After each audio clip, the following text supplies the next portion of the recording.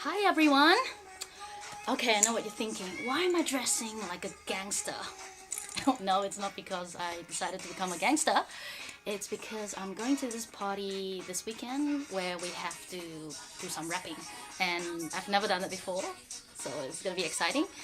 And I wanna talk to you about something. So, have you ever wondered why so many of us are so lonely these days? A lot of people are feeling so alone.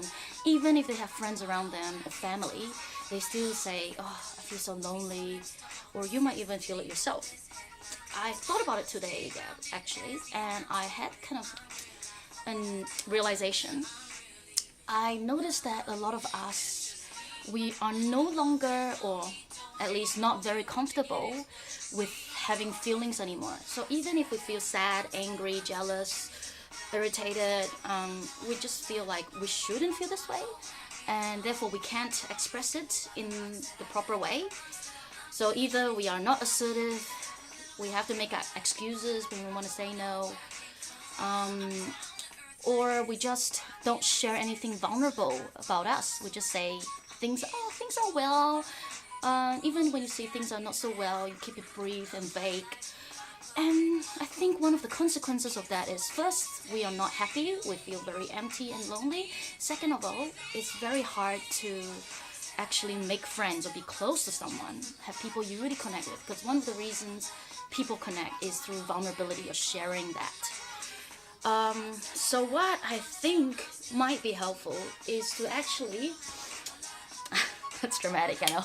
Yeah, to actually practice a bit of mindfulness, because we are so used to suppressing our feelings that even mindfulness feels like, people think that mindfulness is just suppressing the bad thoughts and focusing on the good thoughts. That's not what mindfulness is about. Mindfulness is about being non-judgmental in observing the present moment.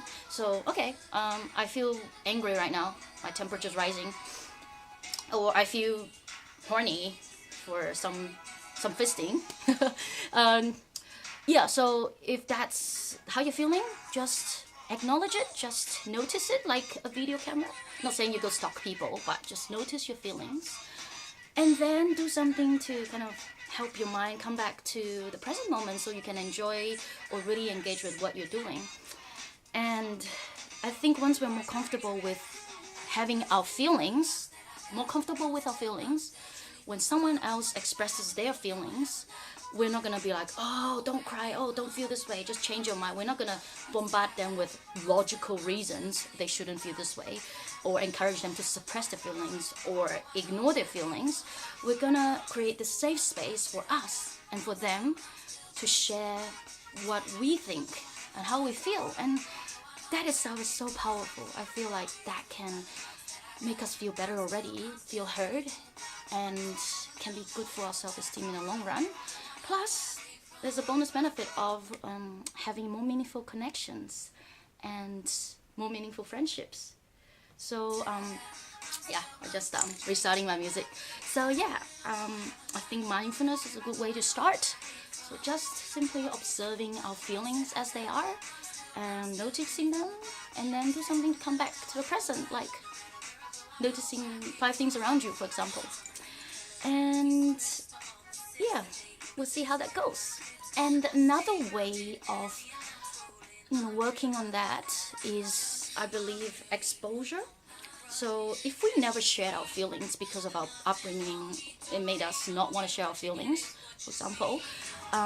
If we never share our feelings, we will never really experience what it's like to share our feelings. So we might feel if we share our feelings, no one will like us, so we can't share our feelings. Well, then how do you know if that's the case? You test it by exposing yourself a little bit to that. So you might, today share a little bit of vulnerability with someone. Say, "Oh, I went to the toilet and, I had diarrhea, and afterwards I felt kind of, embarrassed because I was like farting really loud in the toilet." Just something a little bit vulnerable, and then see how it goes.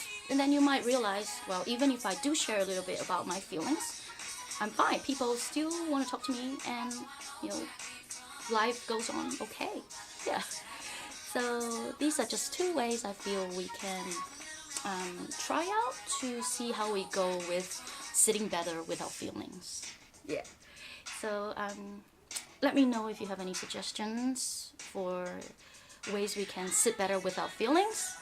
And if you do try these 2 tips, let me know how you went. Yeah. Alright, see you later.